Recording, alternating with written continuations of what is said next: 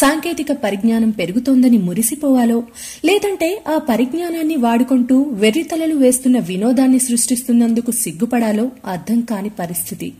Secret cameras వచ్చాక ఎందరి జీవితాలు బాగుపడ్డాయో తెలీదు కానీ కొంతమంది పరువు మాత్రం బజార్న పడుతోంది. మరీ ముఖ్యంగా కథానాయికలకు కంటి మీద కునుకు లేకుండా పోతోంది.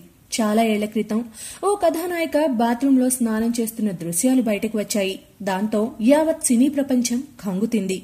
ఆ వీడియో వైరస్ కంటే వేగంగా పాకిపోయింది. ఆ వీడియోని ఆధారంగా చేసుకుని టీవీ ఛానల్స్ ప్రత్యేక కార్యక్రమాల్ని ప్రసారం చేస్తూ తమ టీఆర్పీ రేటింగ్స్ పెంచుకోవాలని కూడా చూశారు. అప్పటి నుండి కథానాయికలకు సీక్రెట్ కెమెరాస్ అంటే భయం పట్టుకుంది. కొంతకాలం అలాంటి అకృత్యాలేం జరగలేదు. మళ్లీ ఈ మధ్య ఈ వెర్రి పోకడలు మరింత ఉధృతమయ్యాయి.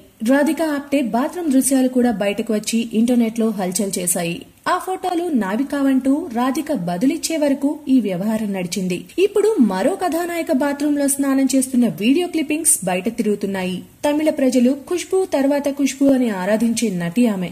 తెలుగులో దాదాపు స్టార్ హీరోస్ అందరితోనూ నటించి మంచి పేరు తెచ్చుకుంది. ఆమె వీడియోస్ బయటకు ఎలా వచ్చాయో అని అందరూ ఆశ్చర్యపోతున్నారు. ఏదో సరదాకి తీసుకున్న ఫోటోస్ అనుకోకుండా లీక్ అవడం ఒక బాధైతే, ఎవరో కావాలని ఇలా కథానాయికల పరువు బజారు కీడ్చడానికి చూడడం మరో రకమైన సమస్య.